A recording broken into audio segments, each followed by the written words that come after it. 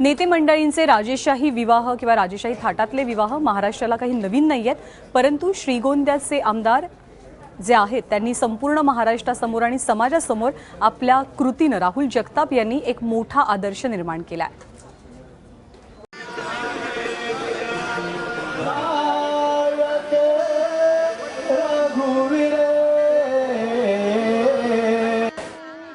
हे एका आमदाराचं लग्न आहे, श्रीगोंद्याचे आमदार राहुल जगताप यांचं। पण मंडळी, जगताप यांच्याच मंडपात आणखी 9 जोडी विवाहबद्ध झाली। आमदार असूनही जगतापांनी सामुदायिक विवाह सोहळ्यात गाठ बांधली। कोल्हापूर पासून पिंपळगाव पर्यंत पेरला लसून सुरुवातीला थोडीशी प्रवृत्ती रुसली, म्हणून तिला आता कोल्हापूरवरून लग्नासाठी आणली बैलगाडीत बसून।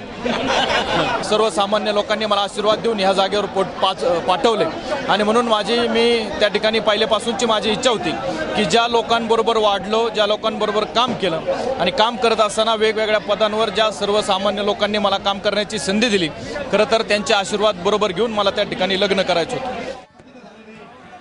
जगताप यांचंही लग्न भव्य होतं, पण त्या लग्नाला समाजभानाची किनार होती।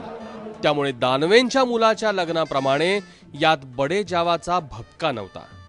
मी एक डॉक्टर आहे, त्याच्यामुळे मला समाज कल्याण करायला फार आवडतं आणि माझ्या पूर्ण कुटुंबाने हा निर्णय घेतल्याबद्दल मी खूप हॅपी आहे। त्याच्यामुळे खूप लोकांचे आशीर्वाद मिळाले मला। या लग्नालाही नेत्यांची फौज होती, पण इथं ना स्पेशल विमानं आली, ना हेलिकॉप्टर भिरभिरले, ना व्हीआयपींसाठी वेगळ्या पंक्ती उठल्या।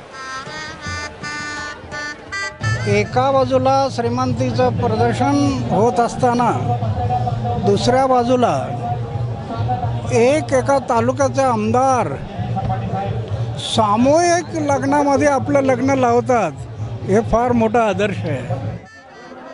आशीर्वाद द्यायला हजारो माणसं आली आणि त्यांच्या आशीर्वादानं 9 जोडपी गहिवरली।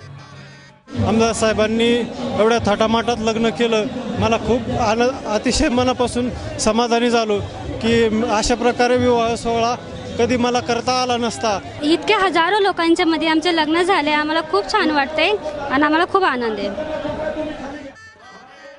आपला मंडप उजळत असताना गरिबाघरचा दिवाही दिसणार नाही असा भपका काय कामाचा? त्याच गरिबाघरच्या दिव्यासह उजळण्यात वेगळं समाधान आहे, जे आपल्या बड्या नेत्यांना अजूनही कळत नाही। सत्ता आली की हे नेते असे का होतात, त्या देवालाच ठाऊक। पांडुरंग रायकर, एबीपी माझा, अहमदनगर।